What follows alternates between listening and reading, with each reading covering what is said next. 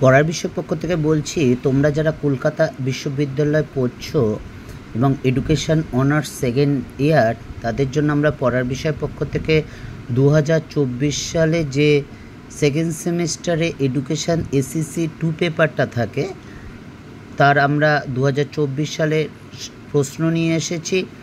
তোমরা জানো, তোমরা হচ্ছে সেই সেকেন্ড ব্যাচ যারা সিসিএ পদ্ধতিতে পরীক্ষা দিচ্ছে, অর্থাৎ এই 2024 সালটাই হচ্ছে ফার্স্ট ব্যাচ যারা সেকেন্ড সেমিস্টারে সিসিএ পদ্ধতিতে পরীক্ষা দিচ্ছে, 4 বছরের অনার্স কোর্স।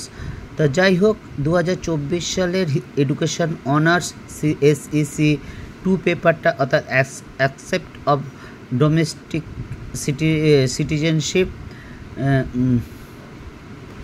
এই পেপারটা তোমরা দেখতেই পাচ্ছ, অ্যাকসেপ্ট অফ ডেমোক্রেটিক সিটিজেনশিপ, এবং এই পেপারটা এসইসি 2 পেপারটা 75 নম্বরের পরীক্ষা হয়, তোমরা দেখতেই পাচ্ছ।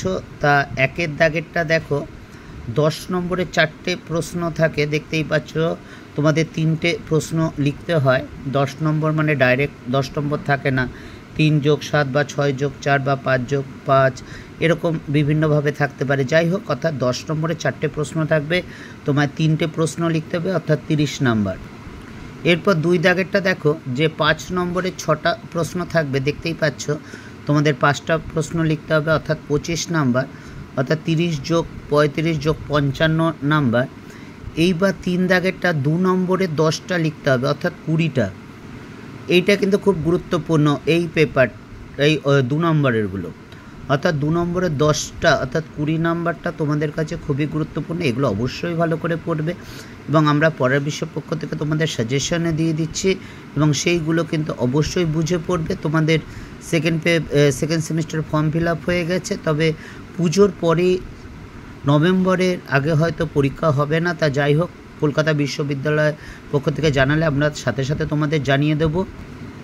তা তোমরা জানো, আমরা পড়ার বিষয় পক্ষ থেকে এডুকেশন এবং history honours, history, pol science, philosophy, education major, minor, এবং ফার্স্ট, সেকেন্ড, থার্ড সেমিস্টারে তোমাদের যে আইডিসি পেপার থাকে, তাদের জন্য হিস্ট্রি, পল সায়েন্স, ফিলোসফি এবং এডুকেশনের আইডিসি পেপার, এবং ফার্স্ট এবং সেকেন্ড সেমিস্টারে সিভ্যাক এবং ইএনভিএসের আমরা নোট বা সাজেশান দিয়ে থাকি, এবং বিগত বছরে আমরা যে নোট বা সাজেশান দিয়েছি তা কী পরিমাণ কমন এসেছে দেখো।